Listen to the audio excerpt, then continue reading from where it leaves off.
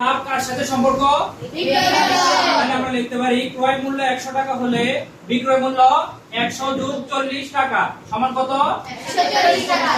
তাহলে আমরা এবার লিখতে পারি বিক্রয় মূল্য 140 টাকা হলে ক্রয় মূল্য 100 টাকা। বিক্রয় মূল্য 1 টাকা হলে ক্রয় মূল্য কম না একটু? তাহলে কম হলে কি ভাগ, তাহলে ভাগ হলে 140 ভাগে 100 টাকা। তাহলে আমরা এবার লিখতে পারি বিক্রয় মূল্য 6400 টাকা হলে আর একটু বেশি না? 1 এর থেকে 6400 একটু বেশি না? বেশি হলে কি গুণ। তাহলে আমরা এটা এই যে এখানে যেটা লিখছি এটা সরাসরি এখানে লিখে ফেলবো। লেখা 6000 গুণ 6400 টাকা। দেখে এবার কাটাকাটিটা কিভাবে করছি বুঝছো? এই দেখো কাটাকাটিটা এখানে আবার করি। 100 ইনটু 6400 বাই 140। সবাই 20 এর নামটা পড়ি। 20 একে 20, 20 দুগুণে 5, 20 এ কত? 100। তাহলে 5, 7 20 এ কত? 140। এই 7।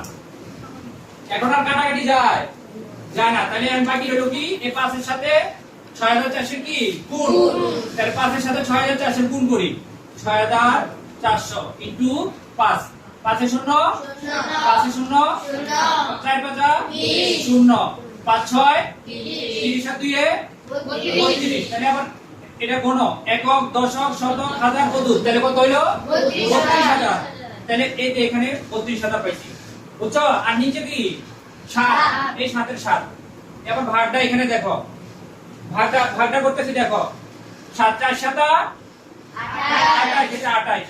তাহলে 12 থেকে 8 গেলে কত? 4। 7 দিয়ে কি 4 রে ভাগ যায়? জানা। তাহলে আমরা একটা শূন্য নামাবো। শূন্য নামা কত হইছে? 40। এবার দেখো 5 7 35। 40 থেকে 35 গেলে কত? 5। 7 দিয়ে কি 5 রে ভাগ যায়? আরেকটা শূন্য নামাবো। তাহলে 7 দিয়ে আবার 50 এ ভাগ যায়। 7 7 49। 50 থেকে 49 গেলে কত? 1। 7 দিয়ে কি একটা ভাগ যায়? আরো একটা শূন্য বাকি আমাদের। তাহলে একটা শূন্য নামাইলাম। 7 থেকে 7, 10 থেকে 7 গেলে 3। তাহলে আবার আমরা লিখতে পারি 4571 সমস্ত 7 ভাগের 3 টাকা। এটাই উত্তর।